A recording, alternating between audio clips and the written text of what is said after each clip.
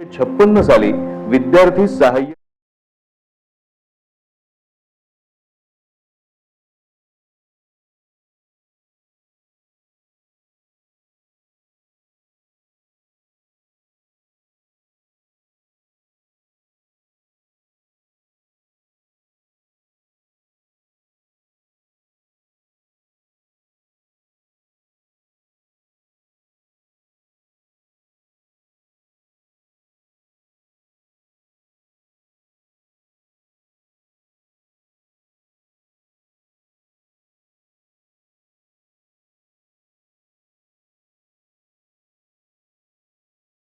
ठेवूनच समितीचा दिवस सकाळी 5:30 वाजता सुरू होतो।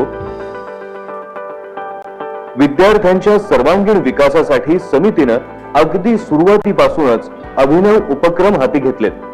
त्यात अवांतर वाचन, समुपदेशन, स्पोकन इंग्लिश, व्यायाम, विविध खेळ, शैक्षणिक सहल, उद्योजकता विकास अशा अनेक गोष्टींचा समावेश आहे। त्यात भर पडते ती सांस्कृतिक आणि वैचारिक कार्यक्रमांची।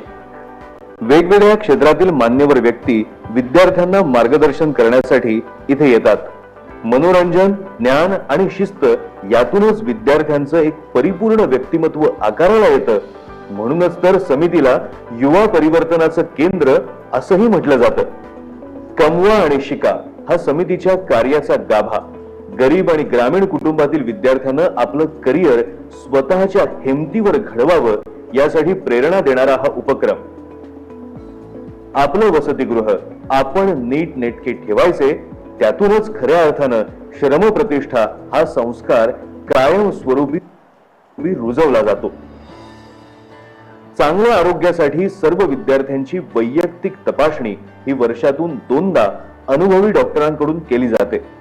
आधुनिक तंत्रज्ञान शिकण्यासाठी संगणक कक्ष आहे। वैचारिक जडणघडणीसाठी प्रत्येक वसतिगृहामध्ये ग्रंथालयही आहे। आजी माजी विद्यार्थ्यांमधील संवाद हा 2 पिढ्यांना कनेक्ट करतो। माजी विद्यार्थ्यांचे अनुभव या युवांना समृद्ध करतात। कुटुंब प्रमुखाची जबाबदारी इथे अनेक जण पार पाडत असतात। विश्वस्त मंडळ, सल्लागार मंडळ, कार्यकर्ता मंडळ हे समितीची धुरा वाहणारे आधारस्तंभ आहेत। समितीचं दैनंदिन काम हे निस्पृह कार्यकर्ते, पर्यवेक्षक, कर्मचारी आणि माजी विद्यार्थी मिळून विविध उपसमित्यांमार्फत करतात। आज समितीच्या कार्यात माजी विद्यार्थ्यांचा सहभाग उल्लेखनीय आहे। आतापर्यंत हजारो विद्यार्थी देशात आणि परदेशात स्वतः बरोबरच समितीचं नाव अभिमानाने उंचावतात। स्वावलंबनाच्या मार्गावर गरज आहे आपल्या देणगीची, साथीने वाटचाल करू युवा परिवर्तनाची। आज जो दर्जा आहे समितीचा हा कायम राखण्यामध्ये माजी विद्यार्थ्यांचा मोठा वाटा आहे। याच्यामुळे आम्हाला देणगीदार मिळाले, कार्यकर्ते मिळाले, आणखीन निर्णय विषयामध्ये पोहोचू शकलो। कमिटीमध्ये आल्यावर लगेचच वाटलं की माझं काहीतरी कॉन्ट्रीब्युशन असावं आणि हे सगळे पैसे इतके सोपपणे वापरले जातात। स्वच्छता, समता आणि स्वावलंबन ही समितीच्या कामाची त्रिसूत्री आहे। युवा परिवर्तनाचं काम समितीने कित्येक दशकांपासून चालू केलं आणि आम्हाला खात्री आहे की त्यामधनं युवा परिवर्तन होतच आहे। समितीत प्रवेश घेतलेल्या सर्व विद्यार्थ्यांना इथल्या सोयीसुविधांचा लाभ मिळतो, पण असे कित्येक गरीब गरजू विद्यार्थी जे पुण्यापर्यंत येऊ शकत नाहीत त्यांच्यासाठी काहीतरी करावं या दृष्टीनं समितीचं कार्य पुण्याबाहेर नेण्याचा आमचा विचार आहे आणि त्या दृष्टीनंच नगरमध्ये 60 मुलांचं आणि 60 मुलींचं वसतिगृह सुरू करत आहोत। त्याचबरोबर पुण्यातील शिवाजी हाऊसिंगमधील लजपत भवनच्या जागेत 250 मुलींचं नवीन वसतिगृह सुरू करण्याचं काम आम्ही सुरू करत आहोत आणि या कामासाठी समाजातील विविध स्तरातील सामाजिक भान असलेल्या मंडळींचा हा समितीला नेहमी पाठिंबा राहिलेला आहे। तो असाच पुढे राहील अशी आम्ही आशा करतो। मुलांच्या बरोबरीने खेड्यातून, दुर्गम भागातून शहरात शिकायला येणाऱ्या मुलींची संख्या आता वाढते आहे। त्यांना घरासारखा आधार देऊन सामंजस्य, आत्मनिर्भरता आणि एक स्वतंत्र व्यक्तिमत्व घडवून देणारं हे समितीचं वातावरण। I think that Samiti is not that type of hostel which provide only shelter to live and the food to eat, but they provide lots of quality things for us. पुण्यामध्ये येऊ इच्छिणाऱ्या किंवा यावं लागणाऱ्या शेकडो हजारो विद्यार्थींना ज्या गरजू आहेत आणि ज्यांना खेड्यातून यावं लागतं अशा मुला मुलींना विद्यार्थी सहाय्यक समितीने आत्तापर्यंत खूप मोठी मदत केली आहे. त्यांच्या जीवनामध्ये परिवर्तन घडवून आणलेलं आहे आणि त्याचे सकारात्मक परिणाम आम्हाला अतिशय स्पष्टपणे दिसतात. विद्यार्थी सहाय्यक समिती हे अतिशय सुरक्षित केंद्र आहे. या निमित्तानं आम्हाला असं वाटतं की आणखी मुलीसाठी हॉस्टेल बांधणं आवश्यक आहे. आता ज्यासाठी आर्थिक ताण पडणार आहे, या दृष्टिकोनातून आपण थोड्या हाताने मदत करावी अशी मी या निमित्तानं आपल्याला विनंती करतो. या विश्वाला घर मानून पंख फुटलेली ही पाखरं मोठ्या आत्मविश्वासानं आता कर्तृत्वाच्या आकाशात गगन भरारी घेण्यासाठी सज्ज झाली आहेत. त्यांच्या पंखात बळ आहे. विद्यार्थी सहाय्यक समितीच्या शिस्तीचं, संस्काराचं आणि त्यातून आलेल्या प्रचंड आत्मविश्वासाचं बळ. अभ्यासावरची डोळस श्रद्धा, शिक्षणाची आस, देशाचा उत्तम नागरिक बनण्याचा ध्यास घेतलेल्या या विद्यार्थ्यांचा दिवस संपतो तो ज्ञानदेवांच्या पसायदानानं.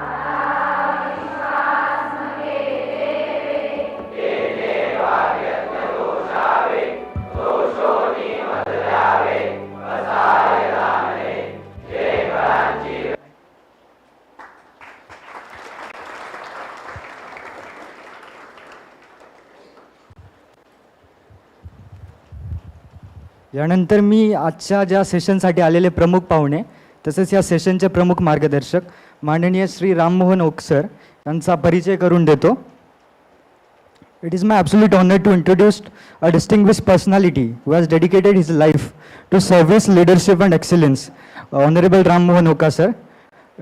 To tell about sir, he was commissioned as a pilot in Indian Navy on January 1, 1988.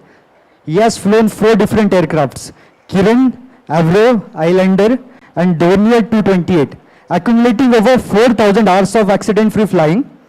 His missions have spanned maritime reconnaissance and critical casualty evacuation, not just in India, but internationally as well.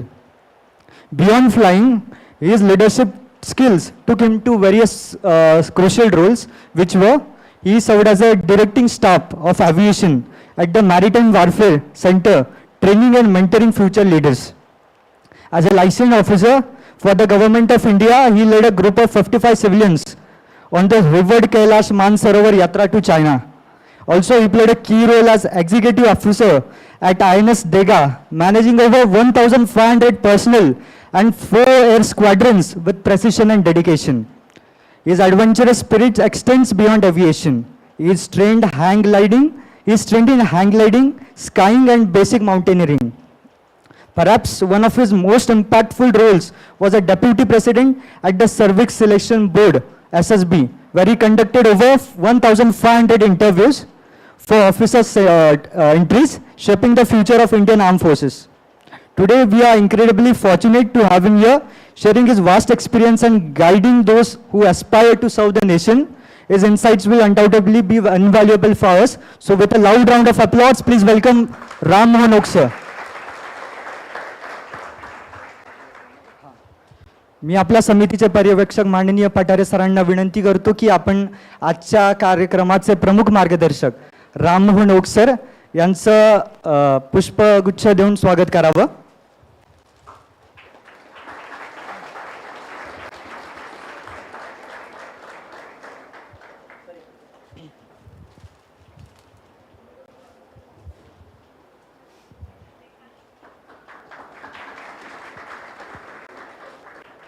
त्याचबरोबर त्यांच्या समोर त्यांचं कुटुंब पण आलं आहे. तरी या मान्यवरांचं कल्याणी ओकताई, वैदेही ओकताई, तसेच पद्मा शहाणेताई, VS राव आणि अंजली गणपुळे या सर्वांचं स्वागत मी मोनिका ताई आपल्या समितीच्या पर्यवेक्षकांना विनंती करतो की आपण गुलाबाचं पुष्प देऊन सर्वांचं स्वागत करावं.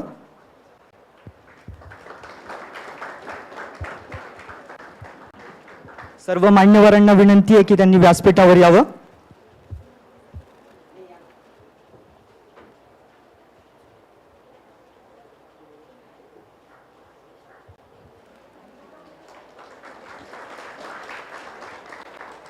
आजच्या कार्यक्रमाचे प्रमुख मार्गदर्शक आपल्या संपूर्ण परिवारासोबत आपल्या समितीला भेट देण्यासाठी आलेले आहेत.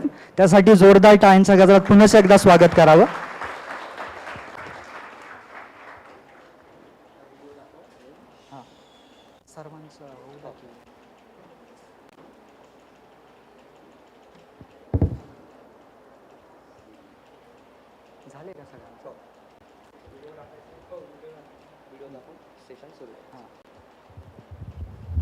सर्वप्रथम आपण सरांनी दिलेली एक चित्रफित पाहणार आहोत आणि त्यानंतर एक सेशनला सुरुवात करूयात.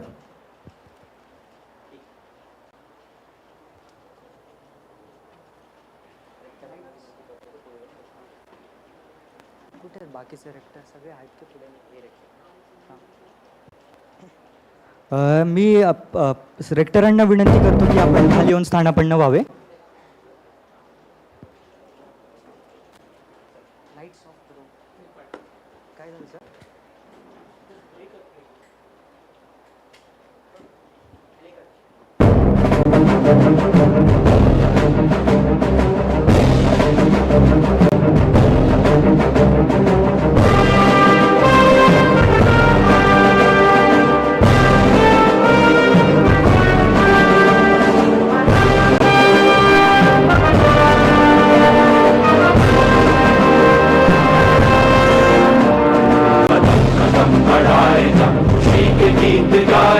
ये जिंदगी है कौम की, तू कौम पे लुटाए जा, कदम कदम बढ़ाए जा, खुशी के गीत गाए जा. ये जिंदगी है कौम की, तू कौम पे लुटाए जा.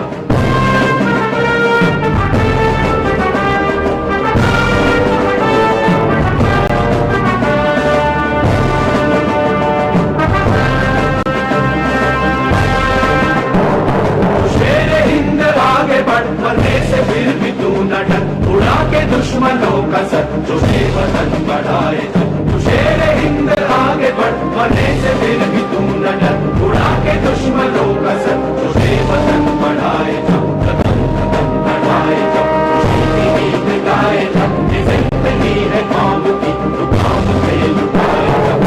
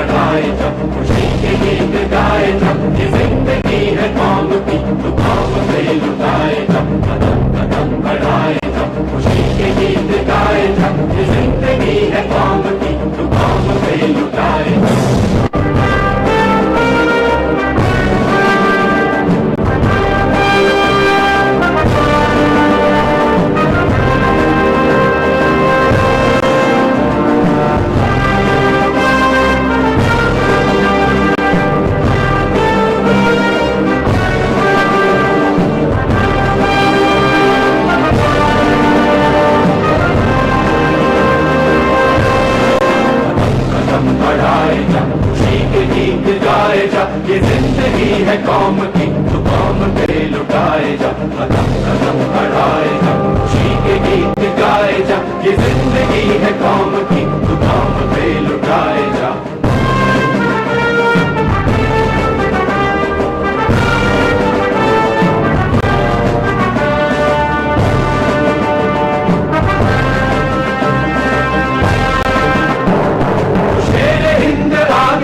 मरने से फिर भी तू न डर, उड़ा के दुश्मनों का सर, जो वतन बढ़ाए जा. तू शेर हिंद आगे बढ़, मरने से फिर भी तू न डर, उड़ा के दुश्मनों का सर, जो वतन बढ़ाए जा. कदम कदम बढ़ाए जा, खुशी के गीत गाए जा. ये जिंदगी है कौम की, तू कौम पे लुटाए जा.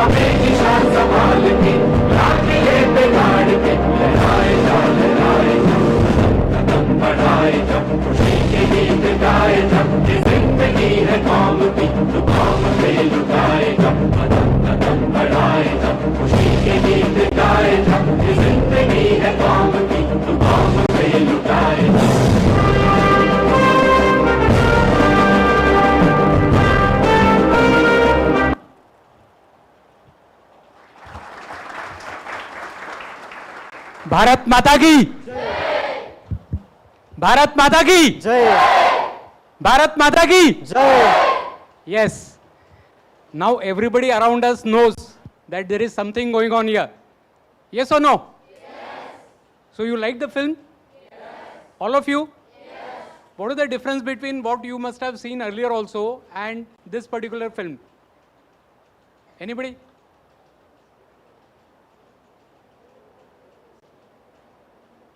Okay. Basically, when you see a film, like any movie you see in Hindi or in English, there are a lot of scenes which are not actual. They are taken in studios or they are simulated. The film what you saw was all actual video. Actual firing of the guns, actual firing of the torpedoes, actual firing of the bombs. Understood? So this entire film was actual film for Indian Navy. Similar films are there for Army and Air Force. Okay. Since I am from Navy, so I have shown you the Indian Navy film. You liked it? Yes. Okay. Now to begin with, how many of you know about Indian Armed Forces? Just prove your hand. Okay. So lot of you are actually not aware. So we will go step by step. I will introduce the subject Indian Armed Forces, like shown on the slide. Indian Armed Forces are basically consisting of three things. Next. They are Indian Army, Indian Navy, and Indian Air Force. Okay. So Indian Army, Indian Navy, Indian Air Force, we also called Indian Coast Guard as our fourth arm. But that is not under the money for Indian Coast Guard is not under Ministry of Defense. It is under Ministry of Revenue. So we call basically Indian Army, Navy and Air Force. Okay. Now as shown on the slide, we have a map of India. दिसत नाही का? Okay. So if you see on the map, the total boundary of India is 15,108 kilometers. Can you imagine? We have to guard 15,108 kilometers of boundary. You can imagine when you want to walk, when you walk 4 kilometers, you get tired. When you walk 10 kilometers, you say, okay, enough, tomorrow. Whereas the army is guarding 15,100 plus kilometers all over India. And it is not a normal terrain. It consists of snowbound, it consists of a lot of other things what you are already aware. Indian Navy is guarding 7,500 kilometers of coastline. Okay. So if you combine both of them, it becomes more than about 22,000 kilometers. Okay. So 22,000 kilometers is what we are supposed to guard. And on this 22,000 kilometers, the number of personnel and number of ships and number of aircrafts are very, very limited. Have you understood? To give you a comparison, say for 7,500 kilometers of boundary, if US Navy is guarding, they will require 500 ships. How many? 500. And we have only about 110. So what is required? If we don't have so many resources, what is required? Dedicated manpower, motivated manpower. Yes? So if the manpower is motivated, if the manpower is dedicated, definitely one person can take on 3 people's job. You must have noticed in your hostel also, whenever there is a crunch of resources, and I'm standing in a place where there is actually crunch of resources, and I was very, very fortunate to visit this institute, and I must thank Vidyarthi Samiti as well as Padmatai for giving me opportunity to come here and talk to you. So you know much more than me that when there is a crunch of resources, What is required? Motivated manpower. Motivated and dedicated manpower. You all agree with this? So if the motivated and dedicated manpower is there, obviously the crunch in resources doesn't affect. Yes or no? Okay. So next. So my basic topic is going to be on armed forces, how to join. A lot of you may not be aware how to join and why it is very necessary to understand how to join in young age, because armed forces, the main criteria is age, minimum and maximum age. In other UPSC related examinations like IAS, IPS, the age limit is up to 35. Am I right? IAS aspirants? Yeah, but it is 35 and beyond. Yes or no?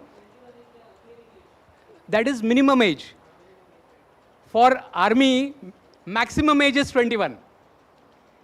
Okay, so that is the difference, because we want young people to join.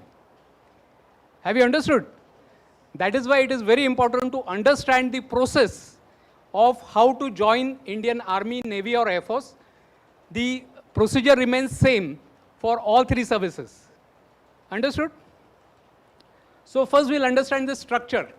The structure of armed forces is, obviously the Supreme Commander is President of India. Okay? He is the Supreme Commander of armed forces. Below Supreme Commander, obviously Prime Minister along with the Defense Minister. Below him will be Chief of Defense Staff. Now this rank has been created recently. Recently means about 3 years, 4 years back. Chief of Defense Staff is basically a 4-star general who is commanding all three forces together. Army, Navy and Air Force. So he is called Chief of Defense Staff. And below Chief of Defense Staff, there is a Chief of Army Staff who is a general rank, Chief of Air Force who is Air Chief Marshal, and Chief of Navy, he is Admiral. Understood? So you understood the top structure? Next. Okay. What I am showing you right now, this entire presentation is available on the computer, so you need not take the notes. You can take the slideshow from the, you will be able to give slideshow? So the slides are available here, so you can refer to them anytime later. Also, if anybody's got any question, please write it down. On the slide, there is a slide number. So you can, with the slide number, you can note down your question. End of the session, we will have question answer session where all your doubts will be cleared. Clear? So Army, Navy and Air Force has got different rank structure of officers. Now this officer's rank starts from the Field Marshal. The Field Marshal rank is basically an honorary rank. We had 2 Field Marshals till now, one Field Marshal Karyappa and Field Marshal Manekshaw. Then there is an Admiral of the Fleet, and then there is a Marshal of the Air Force. Below that, as shown on the view foil, there are different ranks: General, Lieutenant General, Major General, Brigadier, Colonel, Lieutenant Colonel, Major, Captain and Lieutenant. We are talking about only the Class A, that is Gazetted Officer's rank. Understood? We are not talking about Jawans. Because all of you, I have been told that you are graduate students. Yes or no? And all of you are beyond 18 and a half.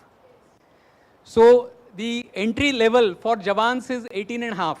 So obviously we have to think better things. So we have to think about getting in Army, Navy, Air Force as officers. So these are the officers' ranks. Next.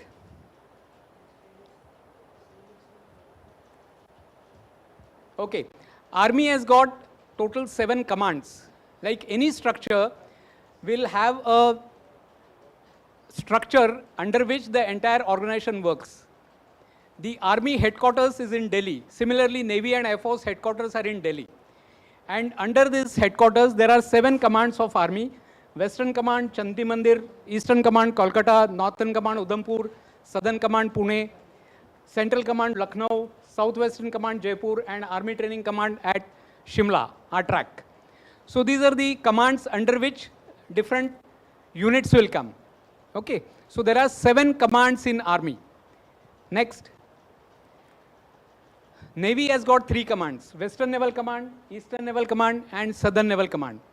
Apart from these 3 commands, there is one more command of Navy, which is basically a tri-service command, which is in Port Blair, Andaman Nicobar. It is commanded by all 3 forces combinedly. It is a tri-service command.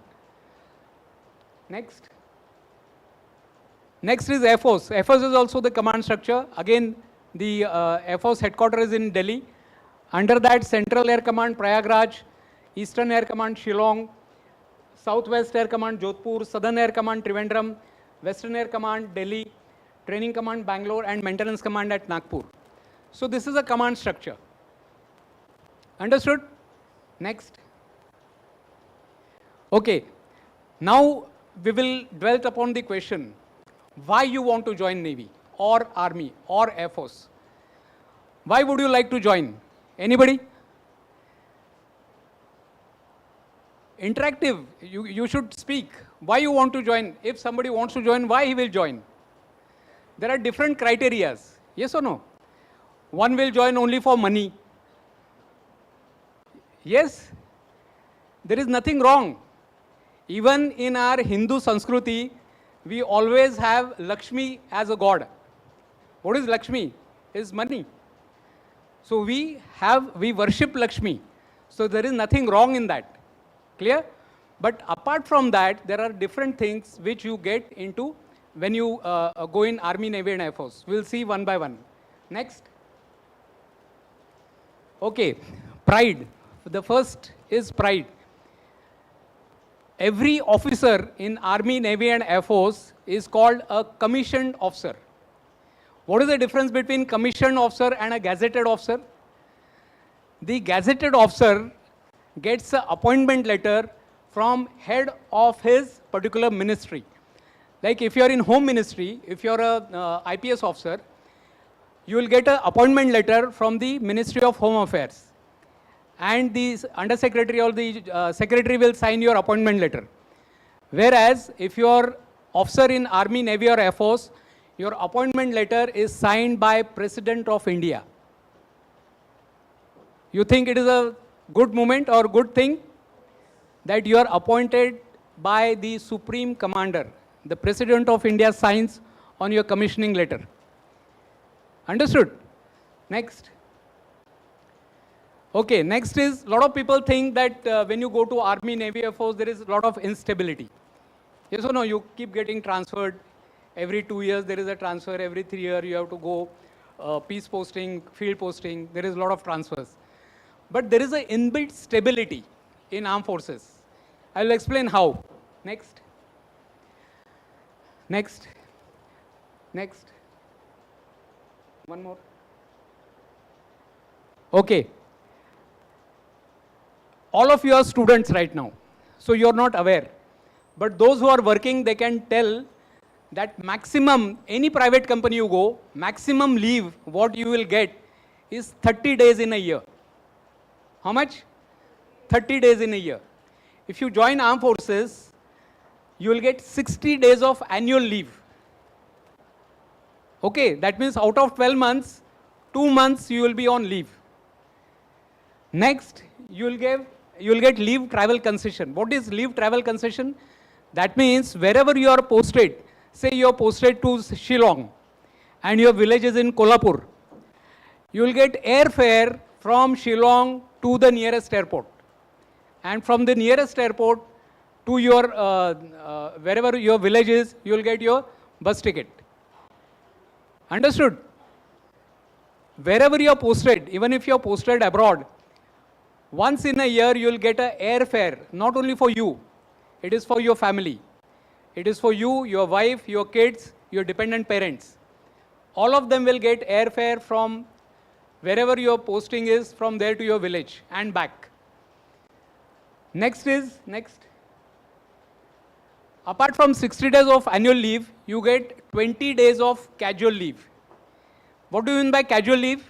That means wherever you are posted, you want to visit places in and around. Say you are posted in Pune, you want to go to Sinhagad, or you want to go to Nasik and come back. So they are called casual leave. So you get 20 days of casual leave apart from 60 days of annual leave. Next. Apart from that, there are a lot of adventure activities which you can actually participate. You can play golf, swimming, squash, adventure. All these activities which are shown on the slide, you are not charged for it. All this money is being paid by whichever service you are serving in. Clear? Next. Okay. This is as far as when you are in service, in Army, Navy, Air Force. But after service, you get lifelong pension, which is a very, very major factor. As of now, no other service, including government service, has got pension. Only armed forces has got pension. And the pension is not very less. For comparison, if you say retire as a captain, your pension is about 1,10,000 rupees. How much? सुनाई दे रहा है पीछे? Okay. Next. Okay. Back. Apart from pension, what you get is support to your spouse. That means you will always have, even if you are no more, after you die, your wife will continue to get pension. So it is not only you, your entire family is looked after. Apart from that, next. Medical facilities. Now medical facilities, you will be surprised to know that they are actually world class. Everybody heard of AIMS? AIMS is part of armed forces. Everybody heard of AFMC? AFMC is part of armed forces. All the top colleges of medical branch are from the armed forces. Okay. And you will get free of cost medical facility for you, yourself and your wife, as well as your dependent parents and your kids. Clear? Next. Okay, apart from this, there is something called canteen facility. Now, canteen facility is like we have D-Mart. A lot of people must have visited D-Mart. So, D-Mart you get about 7%, 10%, 11%, yes or no, discount. Generally in canteen, the discount is about 30 to 35% on the MRP. Clear? Next. Okay, apart from the canteen, we have a lot of clubs. There are officers clubs all over the units which are there, and you will get the club facilities. Next. Okay, now you said, okay, these facilities are good, but what about money, cash in hand? So this VFall is for that. Anybody who is joined, say today you get commission, tomorrow onwards you will start getting 1,11,696. Understood? This is the cash what you will get every month. This is a figure what I have drawn as on today. But whenever you join, obviously the DA will increase and the additional money will come into your account. Have you understood? So people used to say in earlier days, लष्कराच्या भाकऱ्या भाजायला जातोय. Somebody heard this? But nowadays लष्कराच्या भाकऱ्या खूप पैसे देतात. Okay. Next. Okay, now this is what you will get. Now how to get into it, how to join. Now for joining as an officer, there are two ways. One is UPSC exam is there and non-UPSC exam is there.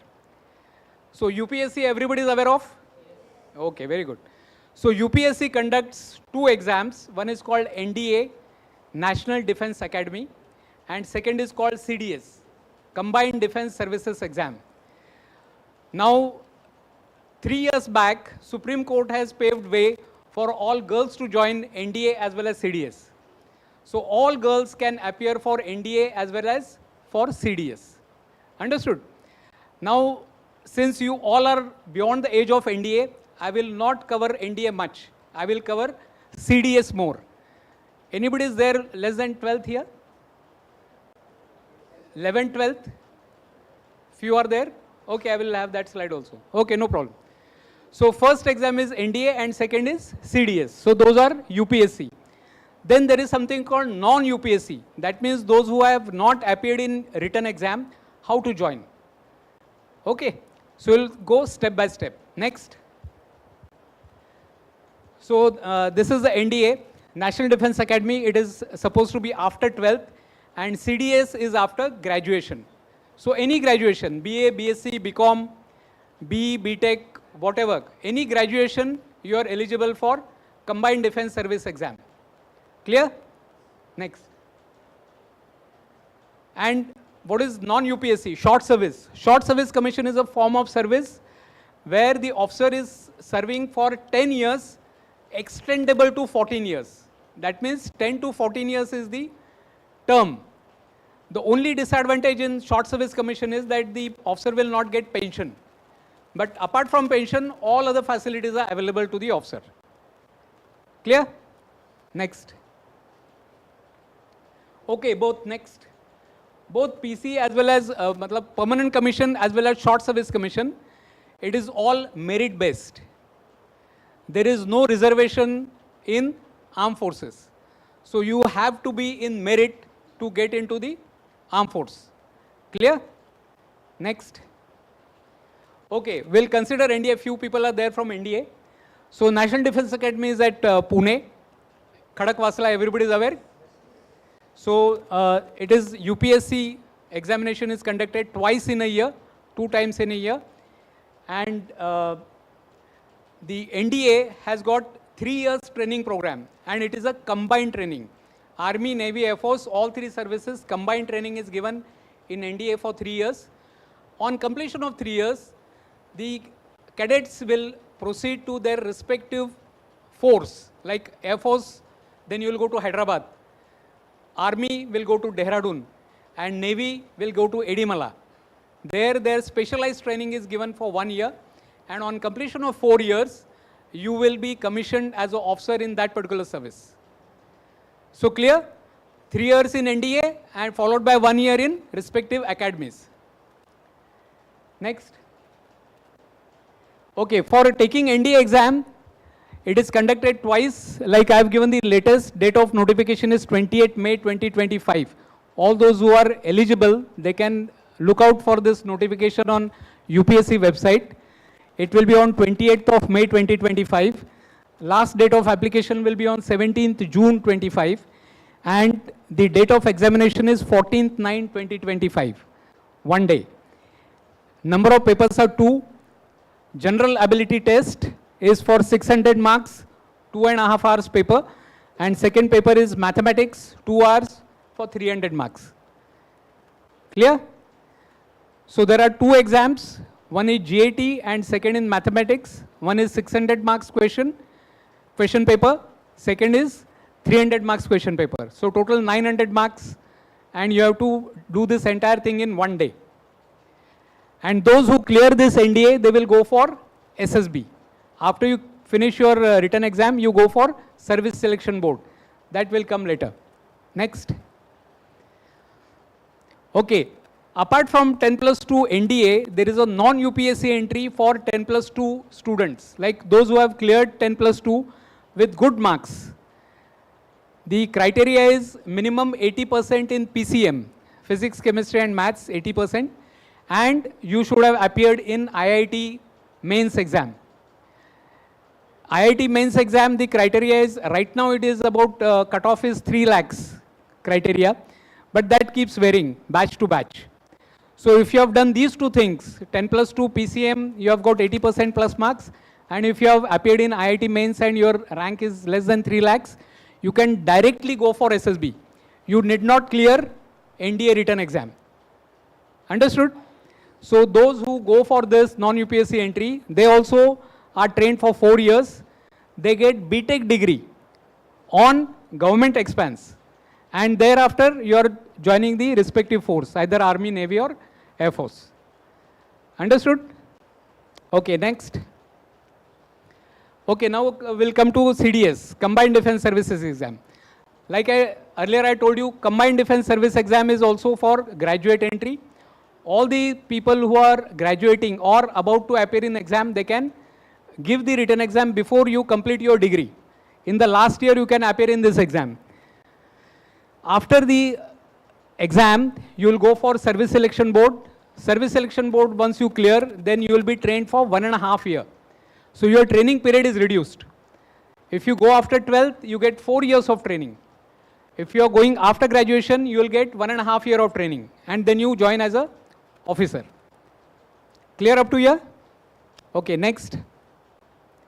Okay, now the latest figure for CDS exam is also I have given. Those who are in last year, they can appear in this CDS. Date of notification will be 28th of May. Last date of application is 17th of June, and date of examination is 14th of September. Why I am saying this is, you have to apply as early as possible. Like if you are in 3rd year right now, 3rd year BSc, or if you are in 4th year of graduation, okay, you can appear in month of September. You can clear your written exam. You are not yet graduate, but you can clear your written exam. After you have cleared your written exam, you will be called for service selection board interview, which will be conducted between January and February. Between January and February, you will be called for SSB, which is for 5 days. If you clear your SSB and your medicals, you are ready to join. Understood? That means before you finish your graduation, you already have with merit list job in hand.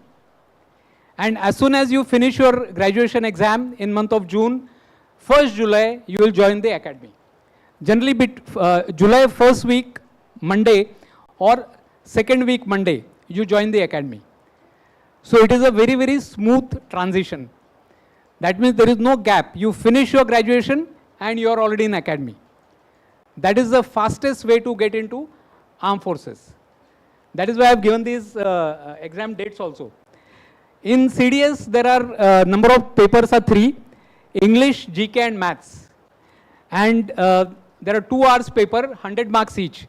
So slightly different approach to NDA and CDS, because in 12th you are only up to 12th you have learned. In graduation you have completed your graduation. So there will be 3 papers. One will be English 2 hours 100 marks, GK 100 marks 2 hours, and Maths 2 hours. And you have to clear all these 3 exams in one go. It is not partial. You have to clear in one go. Next. Apart from this, there is something called NCC special entry. Like we have 10+2 TES entry, where you don't have to write written exams. If you have done NCC for 3 years, you can directly go for SSB. This is called NCC special entry scheme. Again, you will be trained for 1.5 years, and on completion of 1.5 years, you will join the armed forces. Next. Okay.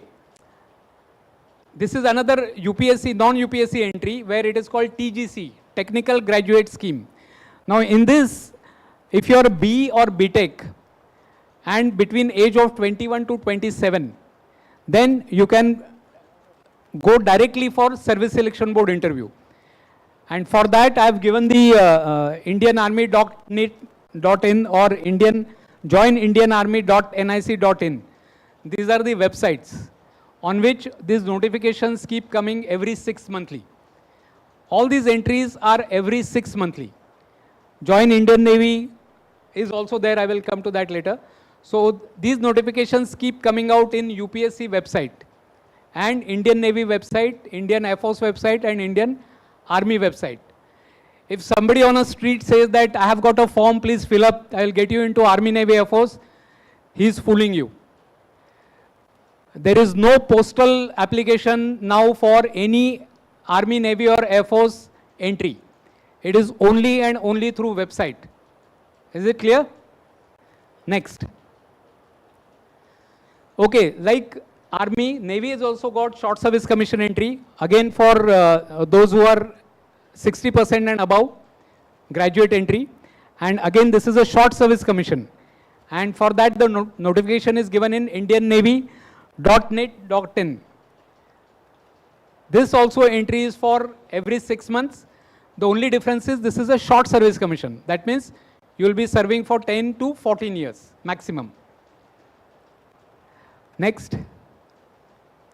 Similarly, like Navy and Army, Air Force has also got entry after graduation, non-UPSC. But Air Force conducts their own examination. It is called AFCAT. So I have given the short form AFCAT. SSC officers are selected through Air Force Common Admission Test, AFCAT. And for AFCAT, there is a careerairforce.gov.in is the website. Also, indianairforce.net.in is the website. They have got only one paper of 300 marks, but there are 4 sections. And you have to clear all 4 sections. It is not that in one section you have got full 100%, but other 3 sections, if you fail, you don't pass. You have to pass all 4 sections. So that is for 300 marks. Again, the advertisement comes out in June and December, and they require graduates. That means AFCAT, again, you can appear in the last year of your graduation. If you are for Air Force, BA is not allowed. BA is allowed for Army. And for Navy, BA, BSc, BCom, all 3 are not allowed. For Navy, it is only BE or BTech is allowed. Understood? Next. Okay, now we have talked about the written exams and how to apply. After you clear your written exam, then the main part comes. This is called Service Selection Board. And Service Selection Board, every officer of Army, Navy and Air Force has to appear in Service Selection Board. And this process is for 5 days. After 5 days of selection process, you will be either taken in or you are not taken in. Understood? Anybody can think why we are taking 5 days? If you go to any company, any nationalized institute, or even if you appear in government service, IAS, IPS, it is 1 written exam and 1 interview, or maximum 2 interviews. Why 5 days? Think. Okay, tell me, suppose you are in a company and you are project head, you are heading a project. Say you are in L&T, Larsen & Toubro, they have given you project and you are a project head. And for some reason, the project has failed. It happens in companies, few projects take off, few projects fail. In case if the project fails, what the company will do? Anybody? Kuch nahi. Company will say, thank you very much. Till today, your salary has been credited in your bank. Tomorrow onwards, please don't come to office. Yes? You think so? But suppose you're in Army, Navy or Air Force and you're on a mission. And if the mission fails, what will happen? Bolo. If you're on a mission and if the mission fails, what will happen? Bolo, bolo. No? Huh? Yes, negative consequence on security of nation and something else. Okay, tell me one thing. Have you heard anywhere that, okay, army has been called in and that mission has failed? Have you heard like this? No, na? Because the pride of the nation is dented. In case the armed forces fail, the pride of the nation is dented. You agree with that? We will have loss of life. There are men who will lose their life. And apart from that, the pride, which is the most important thing, the pride of the nation will be dented. So before we, and can the army do, okay, tomorrow onward don't come, can you do that? You can't do that. That is why we take 5 days to select or not to select an officer. Now we'll go through the process. Next. This process is taken out from our Vedic Sanskruti. Karma, Vacha, Mana. You heard all these three things? Karma, Vacha, Mana. What is Mana in English? Psychology. Vacha, how you speak, how you talk. And Mana, Vacha or Karmana. Karmana means what do you actually do. So, if whatever you think in your mind, if same thing if you do and same thing if you talk, in that case, that man will 99.9% will not make mistakes. You agree with this? You must have realized that also, that if you have thought in your mind, कि okay, I am going to do so and so thing, always keep thinking about it, keep talking about it, and keep working towards it, you always achieve the goal. It happens? So on the same, this process is based, Mana, Vacha and Karmana. It is a two-stage process. The first stage is called stage 1 and second is called stage 2.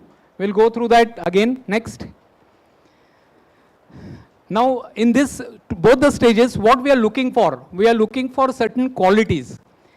Now, we have to understand, for any job, there is a job criteria. Yes or no?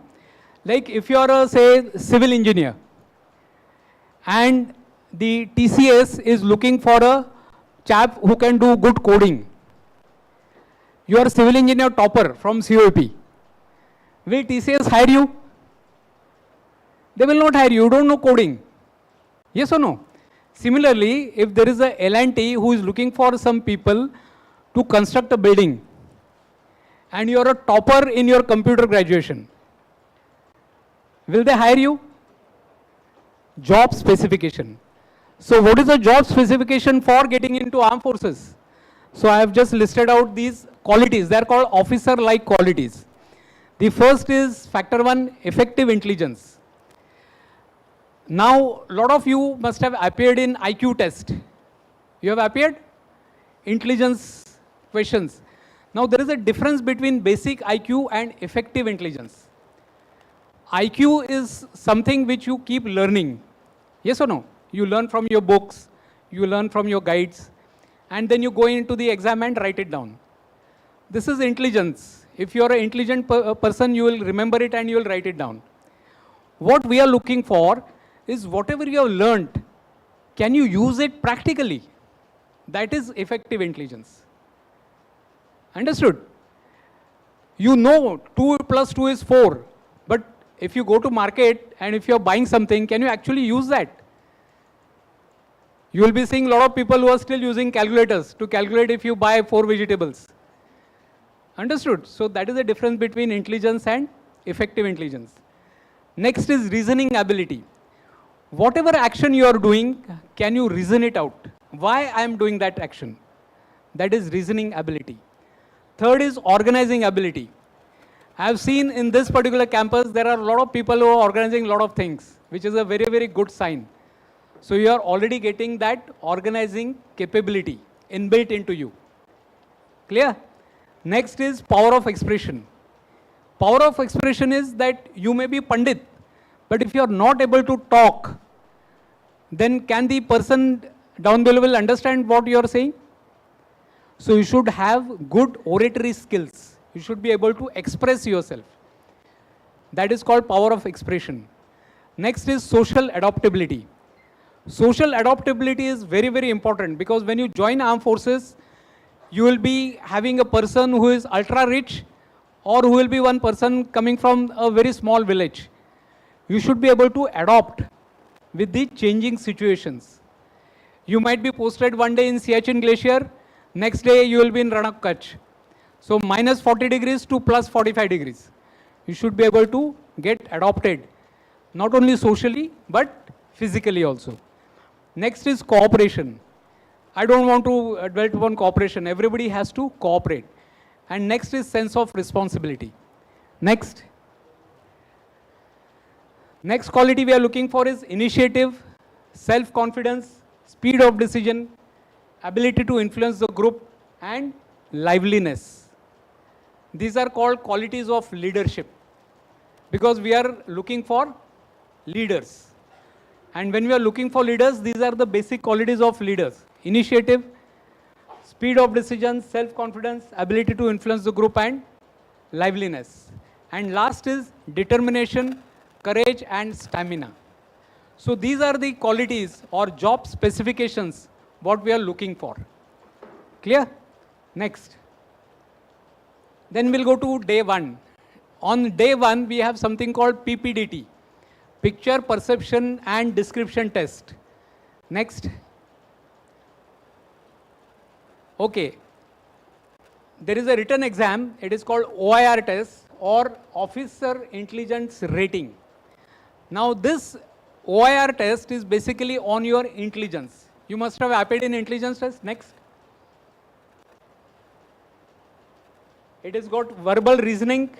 Question assess your ability to understand, analyze written expression. Okay. So basically it has got English, grammar, how you express yourself. Next. Okay, this is verbal reasoning. Which of the following is odd one out? Apple, banana, carrot, or mango? So this is part of reasoning. Okay, next. Non-verbal reasoning. Non-verbal reasoning also is tested during this test. Next. Okay, this is some questions in the OIR test. You must have appeared in this kind of test. Okay, next. Next. Okay, so that was part of OIR test. It's a very simple test. I think 98% of people sitting here should be able to clear that. Okay, next is PPDT. This is an important test. PPDT is Picture Perception and Description Test. Now when we say picture perception, you are looking at the picture. Everybody has a look at the picture. Now when you look at the picture, you will find that this picture is out of focus. Yes or no? Everybody will think differently. Perception of every person will be different. Are you getting it? Somebody will think that okay, there is some conference going on, 4 people are sitting there, and one boy, one girl, and one maybe his father or somebody is standing there. Somebody will think, no, he is one of the professor and there is a student and there are few students sitting here. There will be different perceptions of same picture because the picture is not clear. The picture is hazy. Understood? So what you have to do is, after looking at the picture, next, next, next, keep clicking. You are given 30 seconds to look at the picture, and then you are given 4 minutes 30 seconds to write down what you think is the picture about. Understood? So everybody's perception of looking at that picture will be different, and you have to write a story in 4.5 minutes. Next. Next. Next. So what you are doing is you are writing a story which is including whatever picture as you have seen in a foolscape paper. Next. Next. On completion of this writing, the group will be divided into group of 10 or 12 people. And those 10 or 12 people will be sitting in a semicircular fashion, and everyone will first narrate his or her story. Understood? What you have written in those 4 minutes, you will narrate in 1 minute. And on completion of narration, the entire group will discuss the story. You will understand that if there are 10 or 12 people sitting, everybody's perception about the picture will be different. So everybody will narrate his own story. On completion of the narration, the entire group will discuss and come to a common story. Yes or no? That means everybody's perception has to be equated, or you must get everybody on your own frequency. If you thought that it is a sir and a student, then everybody should agree with you that okay, what you thought was right and what he is thinking is not right. There you should not shout. It is convincing power. How you are able to convince other that what you are thinking is right perspective. It is basically convincing other people about your own perspective. Next. Next. After that, day 1 result is declared, and those who pass day 1, they are selected for day 2 to day 4, day 5. Okay.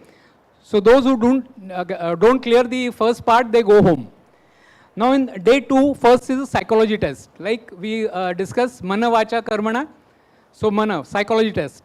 So there is WAT, TAT and SRT. Word association test, thematic appreciation test and situation reaction test. Next. Next. Keep clicking. Yeah. So in word association test, you get 60 words. 60 words, one word is flashed for 15 seconds. And in 15 seconds, you have to read the word. Whatever thought comes to your mind, you have to convert that into sentence and write down that sentence. 15 seconds over, next word. Write down sentence. 15 seconds over, next word. So like this, 60 words are given and you write down 60 sentences of whatever word you are seeing on the blackboard and you have to write a sentence. That is WAT. Next. Thematic appreciation test. Now this thematic appreciation test is something similar to PPDT, but there will be picture which will be absolutely clear. It will not be hazy. It will not be out of focus. It will be a very clear picture. That means everybody's perception will be same. Again, you have to write story of about 500 words in 5 minutes. And there are 12 stories you have to write. So this goes on for 1 hour. So every 5 minutes there is a new picture which is shown and you have to write a story on that particular picture. Clear? Next. Next is situation reaction test, SRT. Now situation reaction test is you are given life situations.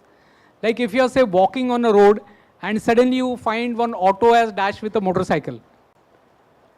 What is your action? You have to write down that. So like that, you'll, next. Okay, next. There will be 60 different situations which will be given and you have to write down the reactions in 30 minutes. That means for every situation, you get only 30 seconds to read it, think about it and write your response. Clear? So this is called SRT. Next. Next. Okay, Nini, back. Like here I have given an example of SRT. If you see a person drowning in a river, what will you do? Okay. Then you are traveling and your wallet gets stolen. What actions you will take? Or a sudden fire breaks out in your house, how you will react? These are the few situation reaction questions. So you have to write down, you have to read and write down your reactions. Clear? Next. Okay, after that there is something called group task. Again, Karmana. Now we are coming to Karmana. In group task, the group task is basically to assess the ability of the candidate, how he is performed in a group. That entire thing is being looked at. What all tasks are there? I will show you next. Next. Yeah. Okay. So first is group discussion. There will be one topic which will be given by the assessor and the entire group of 10 or 12 people will discuss that particular topic in their own way. That means some good things, some bad things, how you are reacting. That is group discussion. Next is planning exercise, group planning. There will be a sand model on which you have to do a planning exercise. Next is progressive group task. There will be certain group task which is conducted and it will be demonstrated to you how to complete that first and thereafter you have to complete that task. It is called progressive group task. Next is half group task. Next is group obstacle race. There will be 10 obstacles and you have to complete those 10 obstacles in 3 minutes. So basically this is physical endurance. In this there is a Burma Bridge, you have to climb a 10-foot wall, you have to walk on a rope, it is called Burma Bridge rope, you have to climb a rope, and there are total 10 obstacles. Next is command task. That means you will be chosen as a leader, you will be given some helpers from your own group, and you should be able to complete the task which has been given. Next is called lecturate. That means you will be given a topic, you have to think for 3 minutes and deliver a lecture for 3 minutes. Okay, that is extempo speech. So you will be given one particular topic, you go outside the room, think for 3 minutes, come inside the room after 3 minutes and deliver a lecture for 3 minutes. This is called extempo lecture. And last is final group task. That means as a group, you will be combined and the group will perform particular task. Next. After that, there is something called personal interview. This personal interview lasts for about 45 minutes. It's one-to-one interview where your entire history will be asked by the interviewing officer. And how you want to behave, how you are going to do what you want to do in your service. All these futuristic views are also taken. So it's a personal interview for 45 minutes. Next. Okay, on the 5th day, all these activities happen on 2nd, 3rd and 4th day. On the 5th day, there is something called conference. Now, you will be surprised to know that up to the conference, even the officers who are taking your test, they don't know your name. You will be known only by the chest number. Everybody will be given a chest number. They will wear, you must have seen in the photographs, they are wearing some chest numbers. So all the training staff or the officers also know you only by chest number. Chest number 8, chest number 22, chest number 45. On the conference day, and even the candidates will not know who is taking their test, because they all will come in civilian clothes. They will not come in the uniform. On the conference day, the names are revealed and the officers are sitting in a conference. There every person, every candidate goes and his or her report card is read out by the conference president, and whether he is selected or not selected is declared. Understood? So all those who are declared that they are selected, they will go for the medicals. On completion of medicals, there will be a merit list, and on completion of merit list, you will get a joining letter for the academy. Next. Okay. So as I said, it is available now on online, but we are still publishing that in different newspapers. The advertisement comes like this. The employment news it is widely published, employment news, widely published paper, as well as all the main national papers, the advertisement is also shown. Okay, next. Yeah, there is a small video after this, and thereafter we will take on question answers.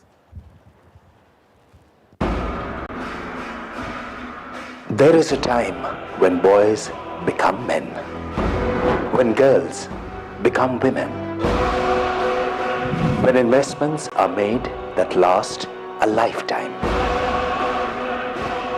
when characters are forged and destinies shaped, when you do not depend on but are depended upon, when others do not decide for you but it is your decision which matters, when the nation looks up to you. That time is now. That place is here. The Indian Navy. This choice is yours.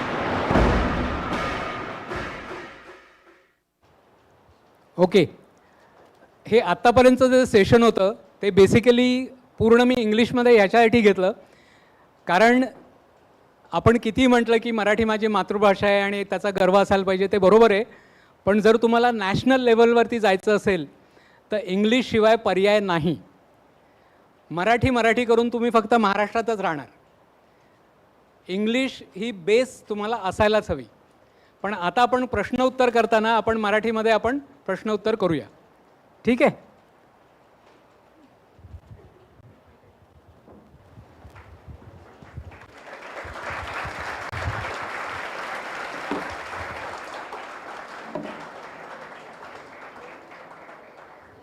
कोणाला काही प्रश्न असतील तर विचारू शकता.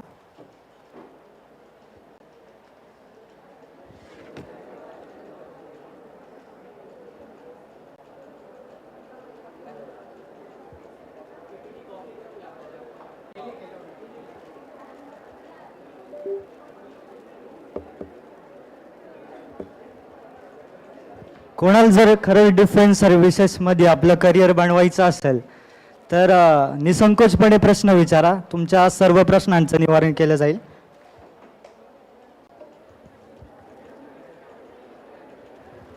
बऱ्याच मुलांना वाटत असेल की मी इथे राहून उभा राहून जे बडबड करतोय तर मी पहिल्यापासून इंग्लिश शाळेत शिकलोय की काय.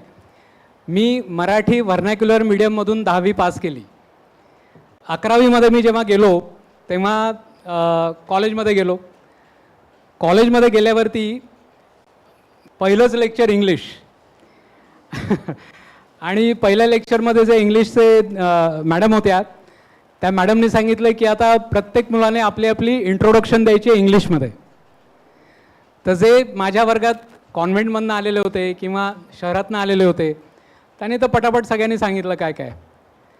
माझं काय झालं असेल ते मला आता सांगायची आवश्यकता आहे. माझं तसंच झालं. पण तेव्हा मी ठरवलं की आपल्याला जर काही करायचं असेल आयुष्यात पुढे तर इंग्लिश येणं अतिशय आवश्यक आहे. म्हणून मी काय केलं, मी पिरियड संपल्यानंतर टीचरना जाऊन भेटलो. त्यांना सांगितलं की तर मराठी शाळेतनं आलेला विद्यार्थी आहे, मला एवढं काही इंग्लिश येत नाही, तर मी कसं काय शिकू की मला नीट बोलता येईल इंग्लिशमध्ये. त्यांनी मला एक खूप छान उपाय सांगितला. तो उपाय मी तुम्हाला सांगतो. तुम्हाला जर आवडला आणि जर पटला तर तुम्ही ते तसं करा. त्यांनी मला सांगितलं की रोज सकाळी इंग्लिश पेपर घ्यायचा. ही गोष्ट मी करतोय 1981 सालची, 1981. रोज सकाळी इंग्लिशचा न्यूजपेपर घ्यायचा आणि त्यातलं एडिटोरियल वाचून काढायचं पूर्ण. आणि एडिटोरियल वाचताना आपल्याला बरेचसे शब्द तेव्हा माहिती नसतील, तेव्हा डिक्शनरी घेऊन बसायचं. डिक्शनरीतनं ते शब्द शोधून काढायचे आणि ते पूर्ण एडिटोरियल वाचायचं. ते एडिटोरियल वाचून झालं की पेपर बाजूला ठेवायचा आणि आपल्या भाषेत मला त्या एडिटोरियलमधनं काय कळलं हे 500 शब्दात लिहायचं. कळलं? एडिटोरियल वाचायचा, तो वाचून झाल्यावरती पेपर बाजूला ठेवून मला काय कळलं त्या एडिटोरियलमधनं हे 500 शब्दात लिहायचं. आणि असं मी जवळजवळ 4-5 महिने केलं. 4-5 महिन्यानंतर ब्रेक झाला, दिवाळीचा ब्रेक झाला कॉलेजमध्ये. दिवाळी ब्रेकनंतर जेव्हा कॉलेज परत सुरू झालं तेव्हा काय माहिती कसं काय, पण त्या इंग्लिश टीचर जाऊन दुसऱ्या इंग्लिश टीचर आल्या. आता नवीन इंग्लिश टीचर, परत इंट्रोडक्शन. ह्या वेळेला मी जेव्हा इंट्रोडक्शन दिलं तेव्हा टीचरने विचारलं, which convent school you are coming from. कळलं? तर 6 महिन्यात असं आपल्याला इंग्लिश बोलता येऊ शकतं. फक्त त्याच्यासाठी प्रयत्न करायला पाहिजे आणि तशी मनातून इच्छा असायला पाहिजे की मला जर पुढे जाऊन काही करायचं आयुष्यात तर आपल्याला बेस आत्ताच पक्का करायचा आहे. आणि तो बेस जर आत्ता पक्का केला तर त्याचा आपल्याला पुढे जाऊन फायदा होतो. Okay, thank you.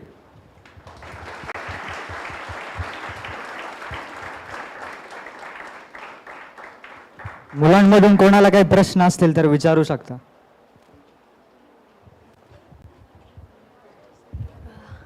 Jain sir, my name is Vaishnavi. I'm an NCC cadet. So currently I'm appeared for my B certificate examination. So I just want to know more about NCC special entry. Okay, NCC special entry is for those who complete, sit down, those who have completed the C certificate. So in C certificate you should get at least A or B grade. Okay, there are gradings. So you must get at least A or B grade and you should be graduate. Once these two conditions are met, then there is a newspaper entry or employment news entry where it will be published that all those who want to appear in SSB directly, they can appear under NCC entry, NCC quota entry, and you can apply for that. So you will go directly for SSB. You don't have to clear CDS or you don't have to clear ND exam. You can directly go for SSB. and the process remains same. After you complete your SSB, medical, you'll get merit list and you'll get into armed forces. Also, your NCC, which Army, Navy or Air Force? Army wing. So even if you are Army wing NCC, you can apply for Navy or Air Force if you are eligible. So NCC Army does not mean that you can join only Army. NCC Army can join Navy and Air Force also. Or anybody who is in Naval NCC, he can join Air Force or Army also. So apart from Navy, apart from Army, you can join other two forces also, if you are meeting those conditions. Anyone from boys?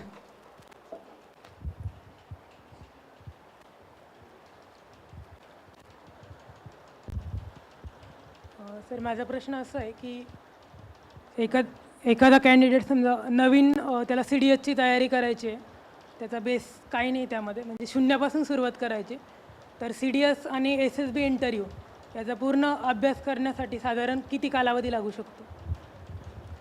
तर CDS ची जी परीक्षा आपण तयारी करायची असेल, तू बघितलं असेल की CDS चे तिथे 3 पेपर आहेत.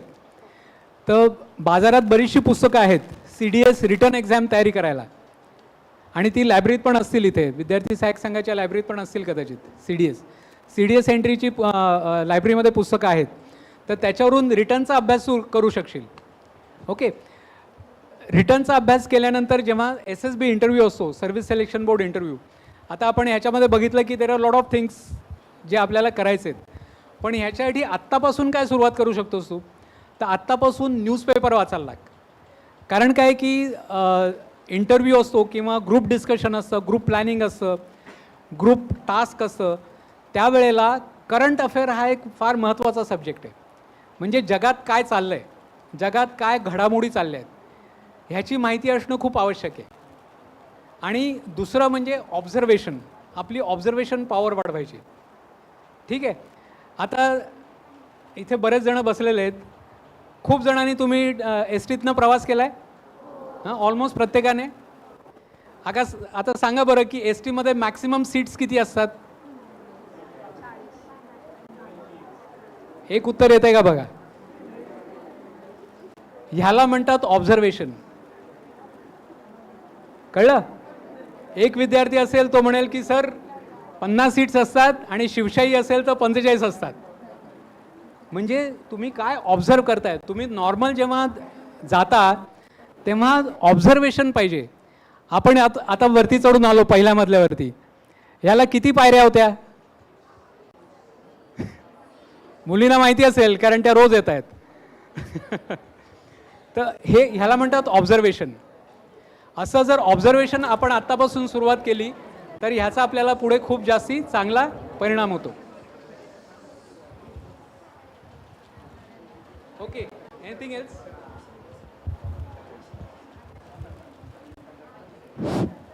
Hello sir. तर बेसिकली माझा प्रश्न असा होता की स्पोर्ट्समधून जायचं असेल, माझ्या दादासाठी इन्फॉर्मेशन हवी होती. माझा दादा बास्केटबॉल नॅशनलमध्ये जयपूरला खेळून आला लास्ट इयर आत्ता. तर मग जर जायचं असेल त्याला स्पोर्ट्समधून तर कसं? ओके, वय काय त्याचं? आत्ता चालूला 20. 20? ओके. तर स्पोर्ट्स कोटा म्हणून आपल्याकडे स्पेशल कोटा असतो, पण तो जवानांसाठी असतो. जवानांसाठी स्पोर्ट कोटा आहे, आणि त्या कोट्यामध्ये जर तुम्ही नॅशनल्स खेळलेला असाल, कुठच्याही फील्डमध्ये जर नॅशनल खेळलेला असाल, तर त्याच्यासाठी आपल्याकडे नवीन स्कीम आहे. त्याच्यासाठी म्हणतात की catch them young for Olympics. म्हणजे आपण ऑलिम्पिक्ससाठी त्यांची तयारी करून घेतो. पण त्याच्यासाठी मिनिमम क्रायटेरिया आहे की तुम्ही मिनिमम नॅशनल लेवल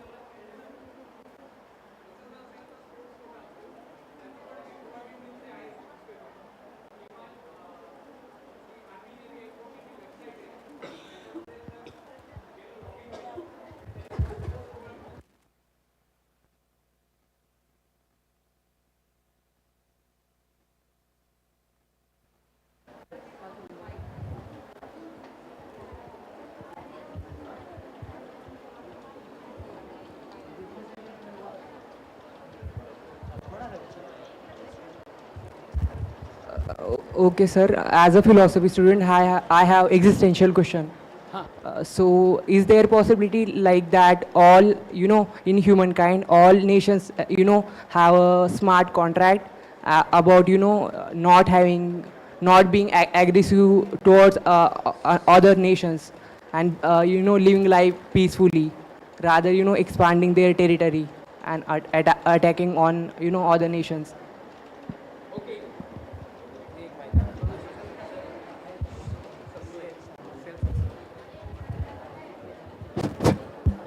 हा खूप इंटरेस्टिंग प्रश्न आहे याचा.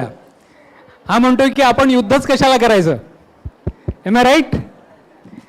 ह्याचा प्रश्न आपण युद्धच कशाला करायचं. कोणी उत्तर देऊ शकेल. प्रश्न बरोबर आहे. युद्ध का करायचं. पूर्ण जगामध्ये जर आपण बघितलं तर सगळीकडे युद्ध चाललेत ना सध्या. युक्रेनमध्ये चाललंय. तर युद्ध का करायचं असा त्याचा प्रश्न आहे. बरोबर आहे ना. ओके. आता मी तुला प्रश्न विचारतो.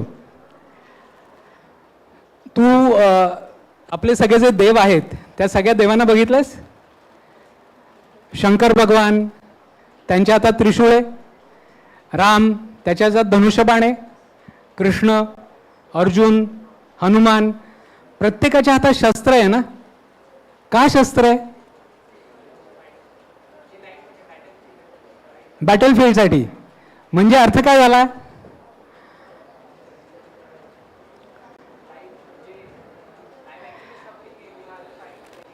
नाही.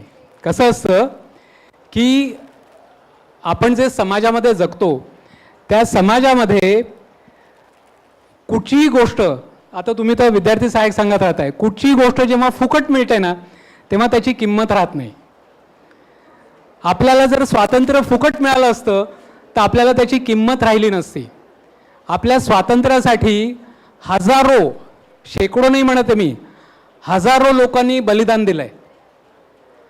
आणि जर आपल्याकडे फौज नसेल, आर्मी नेव्ही एअरफोर्स नसेल, तर उद्या जर दुसऱ्या कुठच्या देशाने आक्रमण केलं तर आपण परत पारतंत्र्यात जाऊ. हे चालेल का आपल्याला. म्हणजे आपल्याला आर्मी नेव्ही एअरफोर्स आवश्यकता आहे की नाही आहे. मिळालं उत्तर. दुसरं जे आपण म्हणतो की अहिंसा, अहिंसा परमो धर्म असं व्याख्या पण आहे. पण अहिंसा म्हणजे काय ह्याचा अर्थ आपल्याला न कळल्यामुळे आपण अहिंसेचा अर्थ असा धरतो की एकाने मला थप्पड मारली तर दुसरा गाल पुढे करा. ह्याला अहिंसा म्हणत नाहीत. आपल्याला भगवद्गीतेमध्ये सुद्धा सांगितलेलं आहे. श्रीकृष्णाने अर्जुनाला काय सांगितलं. जेव्हा अर्जुनाला प्रश्न पडला की हे सगळे माझे काके मामे उभे आहेत त्यांच्याशी मी युद्ध का करू. अर्जुनाला असा प्रश्न पडला नाही की मी हरीन.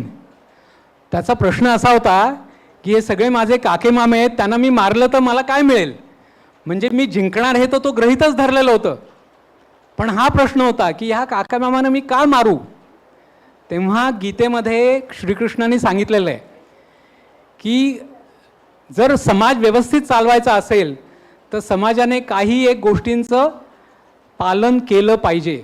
आणि तसे जर कोणी पालन करत नसतील तर त्यांना युद्ध करून पराजित करणं हा एकच उपाय आहे. कळलं. म्हणून युद्ध आवश्यक आहे.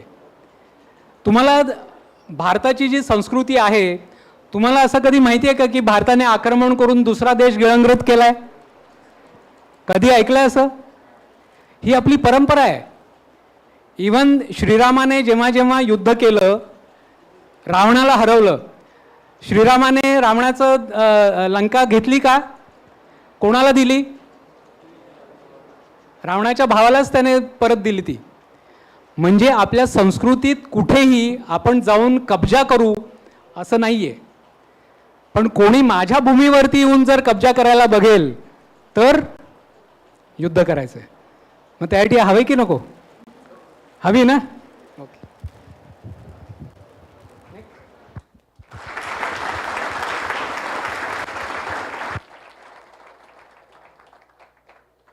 सर माझा एक असा क्वेश्चन आहे. मतलब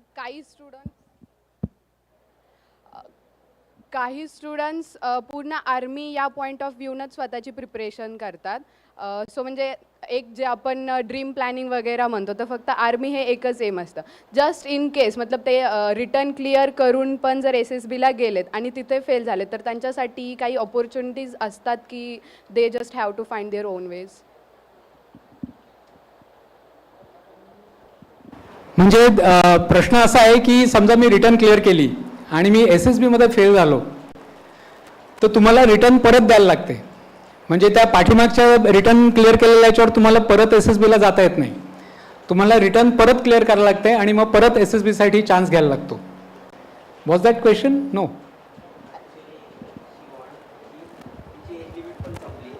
अच्छा, एज लिमिट पण संपल्यावरती? नाही, सपोज SSBमधनं आउट झाल्यानंतर त्यांच्यासाठी काही ऑप्शन्स राहतात का? जसं की सपोज स्पोर्ट्समध्ये काही अचीव केलं आहे तर बाकी एक्झाम्समध्ये स्पोर्ट्स कोटा असतो, तसं NDAच्या किंवा आर्मीच्या रिटर्न्स एक्झाम्स क्लिअर केल्यानंतर SSBला जर आउट झाले तर त्यांच्यासाठी काही कुठे? हां, तेच मी सांगितलं. जे असे असतात ना की ज्याच्यामध्ये स्पोर्ट्समध्ये if you are excelled national लेवलवरती, पण त्याच्यासाठी जवानांसाठी एंट्री आहे. त्याच्यामध्ये रिझर्वेशन आहे पण ते जवान कॅटेगरीमध्ये आहे. म्हणजे आपल्याकडे जे आत्ता ऑलिम्पिक्समध्ये आपल्याला एवढी मेडल्स मिळत आहेत ना, त्यातले जवळजवळ 50 ते 55% आर्मीचे लोक आहेत की ज्यांना स्पोर्ट्स कोट्यातून आपण घेतलं आहे, त्यांना ट्रेनिंग दिलं आहे आणि ते ऑलिम्पिक्सला जात आहेत. But that is only for jawans. म्हणजे ऑफिसर्स एंट्रीमध्ये कोटा सिस्टीम नाही आहे. सर, माझा एक क्वेश्चन होता. बराच पॉप्युलर दिसतोय. लॉ ग्रॅज्युएटसाठी JAG नावाचे म्हणजे जज ॲडव्होकेट जनरल नावाचे काही बरोबर असते. बरोबर. तर मग आता समजा मी एक नॉर्मल लॉ ग्रॅज्युएट आहे, मी लिटिगेशनमध्ये जायला पाहिजे का? आता ही जी पोस्ट आहे तर मला म्हणजे याचा बेनिफिट काय भेटणार आहे? अप्पर ॲडव्हान्टेज काय असू शकतो जॅगचा? हां, जॅगचा. ओके. जे जॅग ब्रांच जी आहे त्याच्यामध्ये ज्यांना जायचं आहे त्यांच्यासाठी there is no written exam. म्हणजे you can go directly for service selection board interview. ठीक आहे. आणि SSB क्लिअर केल्यानंतर, मेडिकल क्लिअर केल्यानंतर जेव्हा तुम्ही जॉईन करता तेव्हा ट्रेनिंग तर तुमचं नॉर्मलच होईल. 1.5 year you will be trained along with everybody else. त्याच्यानंतर ॲक्च्युली जो जज ॲडव्होकेट जनरल असतो he never goes to the court and stands. तुम्ही कधीही तिथे जाऊन प्लीडिंग करत नाही. Basically you give advice to your commander की अशी जर लिटिगेशन असेल तर त्याच्यावरती आपण काय उत्तर द्यायला पाहिजे हे तुम्ही लिहून देता. तुम्ही स्वतः तिथे जाऊन कधी प्रॅक्टिस नाही करत. तुम्ही स्वतः इफ युअर अ जॅग ऑफिसर, तुम्ही युनिफॉर्म तर घालणार आर्मीचा, पण तुम्ही कोर्टामध्ये जाऊन कधीही प्लीडिंग करणार नाही. That is not your job. You will hire a lawyer to plead for army आणि त्या लॉयरला काय सांगायचं ते तू लिहून देणार. Okay sir, that answers my question. Okay.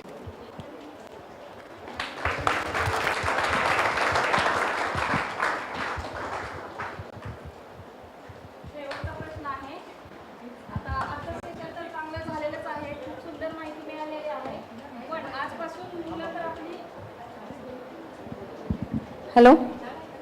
मुलं तरी विचारच करतील की कशी परीक्षा द्यावी आणि काय याचा विचार करत आहेत, तर त्यांना प्रॉपर गाईडलाईन मिळावी, त्यांना रेफरन्स बुक कुठले असावेत आणि तुमचं योगदान काय असेल आमच्यासाठी ह्याचं मार्गदर्शन करावं सर. थँक्यू. पुस्तकं आपल्याकडे जी आहेत, मला वाटतं ह्याच्यामध्ये तुमच्या ग्रंथालयात ऑलरेडी पुस्तकं असतील तर त्याचं तर काही प्रॉब्लेम नाही आहे. लिस्ट जर तुमच्याकडून मिळाली तर त्या लिस्ट देईन. पुस्तकं फार अवघड नाही आहेत. ती काय 1000-1 रुपयात सगळी पुस्तकं मिळून जातील. प्रश्न तो नाही आहे. प्रश्न किती जण ॲक्च्युली त्याच्यामध्ये इंटरेस्ट घेऊन अभ्यास करतायत तो प्रश्न आहे. आणि जी मुलं अभ्यास करायला तयार असतील तर त्या सगळ्यांना मी गाईड करायला तयार आहे. माझा नंबर मी इथे देऊन जाईन. ज्या कोणाला कॉन्टॅक्ट करायचं असेल त्याने अगदी आरामात त्यांनी कॉन्टॅक्ट करावा आणि जे काही प्रश्न उत्तरं असतील ते मी प्रश्न उत्तरे नक्की देईन. Sir, actually we are running short of time and lot of girls are having exam tomorrow, so we have to end. I call Sakshi Yadav for vote of thanks. Good evening everyone. It is an absolute honor and privilege to deliver the vote of thanks on the behalf of Vidyarthi Sahayyak Samiti for this insightful and inspiring defense session. First and foremost, I extend my heartfelt gratitude to our esteemed guest, Captain Rammoham sir, for taking the time to enlighten us with his valuable insights into a career in armed forces. Sir, your wisdom, experience and guidance have truly motivated us and given us a deeper understanding of the opportunities in defense sectors and the detailed information about the various exams to enter in the armed forces. Also, I would like to thank Rammoham sir, Anjali Ganpule ma'am, Kalyani Ok ma'am, Vaidehi Ok ma'am, Padma Shahane ma'am, also V.S. Rao and Durgesh Pawar sir, Monica Tai Pathare sir for present here.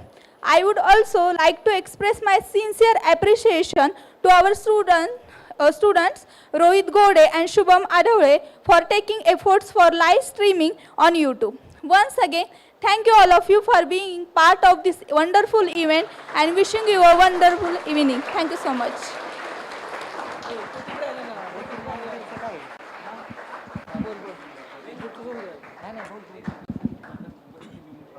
सर्व विद्यार्थ्यांना एक सूचना आहे, विद्यार्थी विकास केंद्राचा उद्या शेवटचा कार्यक्रम आहे, त्याच्यामुळं तुम्हाला जास्त फोर्स आता इथून पुढे होणार नाही, कारण सगळ्यांच्या आता परीक्षा सुरू होतील. उद्या स्वर्गंधर्व सुधीर फडकेंचा जो पिक्चर आहे तो इथंच या हॉलमध्ये किंवा त्या हॉलमध्ये दाखवण्यात येणार आहे. त्याचा टायमिंग आहे 5 ते 8. आज ज्या संख्येनं तुम्ही उपस्थित राहिलात त्या संख्येनं उद्या सर्वांनी उपस्थित राहा. त्याच्यानंतरचा सर्वात महत्त्वाचा कार्यक्रम आहे 15 मार्चला शनिवारी आपटी वसतिगृह येथे, तो बक्षीस वितरणचा कार्यक्रम आहे. तो सगळ्यात महत्त्वाचा कार्यक्रम आहे. त्या कार्यक्रमासाठी आपण कलाकार बोलवलेले आहेत, ते येणार आहेत. त्याची सूचना तुम्हाला लवकरच मिळेल की कोणते कलाकार आहेत, कोण येणार आहे. त्या कार्यक्रमासाठी सर्व विद्यार्थ्यांनी उपस्थित राहायचं आहे. त्या दिवशी आपला ट्रेडिशनल डे असणार आहे पूर्ण समितीचा. तो सर्वात महत्त्वाचा कार्यक्रम आहे, कारण तुम्ही वर्षभर कार्यक्रम केले आणि त्या दिवशी नाही आला तर काहीच फायदा नाही. त्या कार्यक्रमाला सर्वांनी उपस्थित राहा. एक मिनिट. त्याच्यानंतर 22 मार्चला किंवा 29 मार्चला आपलं फेअरवेल म्हणजेच निरोप समारंभ असणार आहे. तो नवीन वसतिगृह इथेच होणार आहे. त्यासाठी सुद्धा तुम्ही सर्वांनी उपस्थित राहायचं आहे. दोन्ही कार्यक्रम आपण शनिवार आणि रविवार या दरम्यान घेणार आहोत.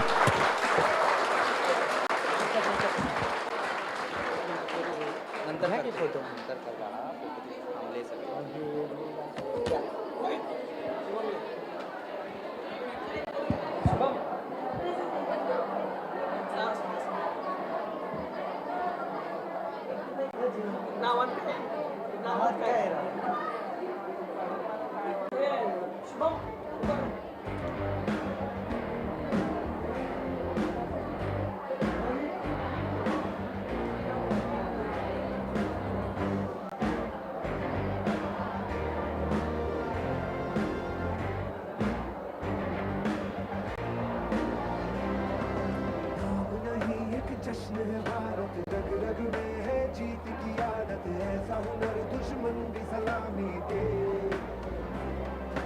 तू सूरज हम तेरे उजाले, तुझसे जुदा नहीं होने वाले।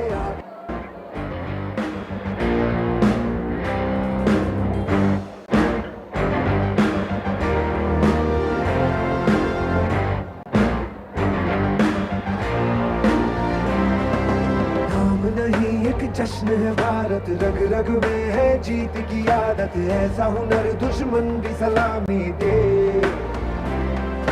तू सूरज हम तेरे उजाले, तुझसे जुदा नहीं होने वाले। आखिर तक हम सफर ते